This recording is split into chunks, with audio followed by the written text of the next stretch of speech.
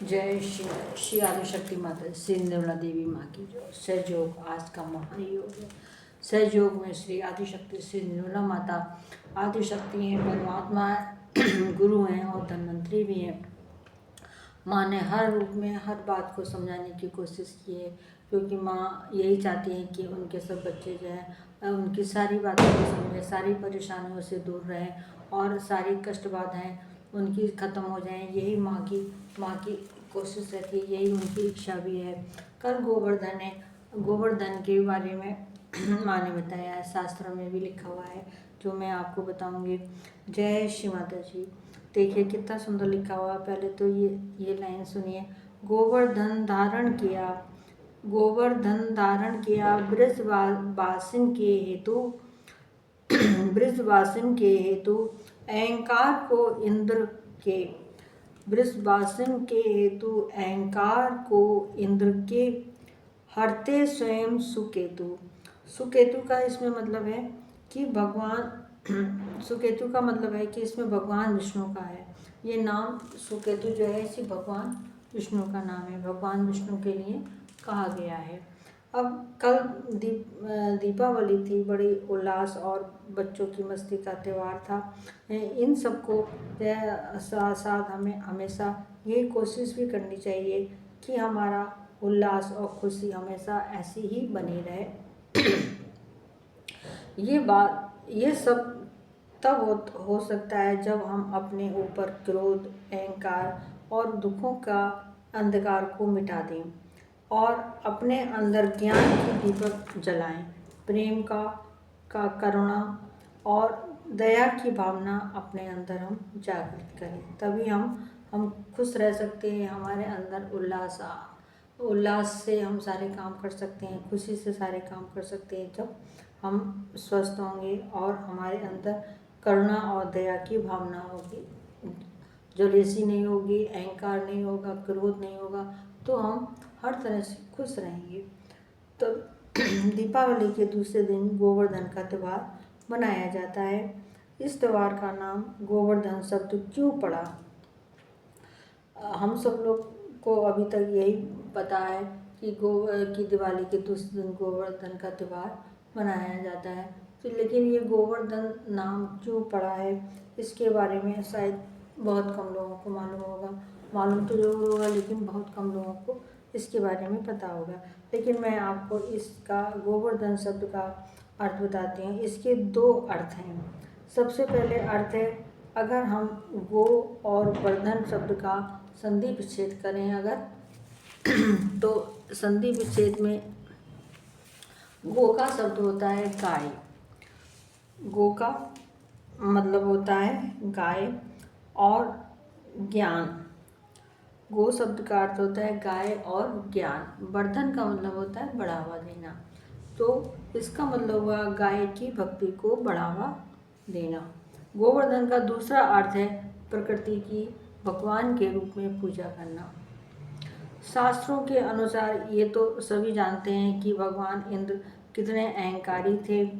त्रेता युग में जब भगवान इंद्र को अहंकार हो गया तब उन्होंने क्या करा, अहंकार बस उन्होंने ब्रज में रहने वाले लोगों के जो ब्रजवासी थे ब्रज में, तो वहाँ पे बहुत वर्षा करी और अलग लोग बार परेशान होने लगे, जानवर बेचारे परेशान होने लगे।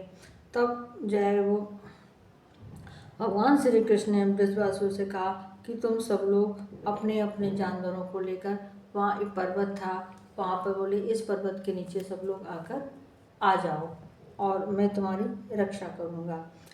तभी सब जितने ब्रजवासी थे सब अपने परिवार को लेके, अपने जानवरों को लेके बेचारे वहाँ पर आ गए, उस पर्वत के नीचे आ गए। कहते हैं उन्होंने उस बार इतना पानी बरसाया, 2-3 दिन तक लगातार पानी बरसाया लेकिन जो है वो उन्होंने देखा, जब पृथ्वी पर उन्होंने देखा कि यहाँ तो कोई परेशानी नहीं हो रहा है, कोई मेरे पानी बरसाने का कोई मतलब ही नहीं है, कोई इसका अर्थ नहीं निकल रहा है। तो वे पृथ्वी पर आए, बोले कौन ऐसा है जो इनकी रक्षा कर रहा है, ये लोग परेशान क्यों नहीं हो रहे हैं। अहंकार बस ये सब बातें वे सोच रहे थे। तो भगवान इंद्र ने भगवान जो है वो ने आए, देखा उन्होंने कि श्री कृष्ण भगवान विष्णु जो है स्वयं जो है वो कृष्ण जी के रूप में ब्रजवासियों की और गायों की, जानवरों की रक्षा कर रहे हैं। तो जब भगवान ने देखा तो उन्हें अपनी गलती का एहसास हुआ और उन्होंने अपनी गलती के लिए उनसे क्षमा मांगी और फिर अब वो अपने लोक में चले गए। तब भगवान ने कहा कि जो है वो कि तुम जो है वो ऐसे भगवान की पूजा करो, ऐसे की पूजा करो जो तुम्हारी जो है वो तुम्हारी भक्ति को समझे, तुम्हारी जो है ऊपर दया करे और जो है वो तुम्हारे पूजा का मतलब समझे।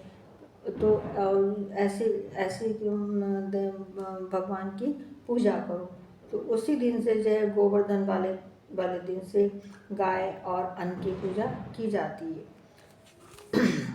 गाय और गोवर्धन की पूजा की जाती है, गोबर की पूजा की जाती है और गोबर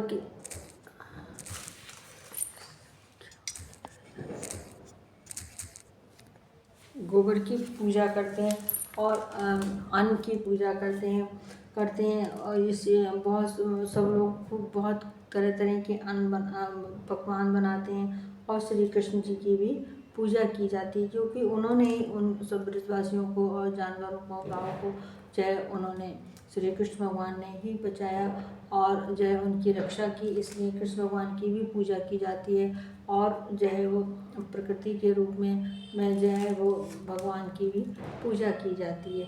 गोवर्धन का जो पर्व है, त्यौहार है, बहुत ही शुभ है, त्यौहार है और बहुत ही अच्छा त्यौहार है। इसको करने से बहुत ही फ़ायदा होता है, श्री कृष्ण भगवान खुश होते हैं।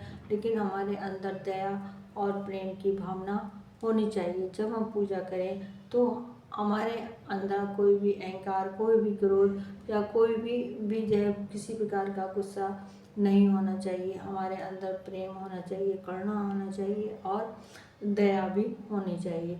तभी भगवान हमारे खुश होते हैं और हमको आशीर्वाद देते हैं। जिन बहन भाइयों ने जो है मेरा ये वीडियो पहली बार देखा है वो लोग कृपया इसको सब्सक्राइब कीजिए, जो मेरे और लाइक कीजिए। जो मेरे बहन भाई वीडियो लगातार देख रहे हैं उनको दिल से जय श्री माता जी, और वो लोग इसको लाइक करें, शेयर करें और कमेंट्स भी करें।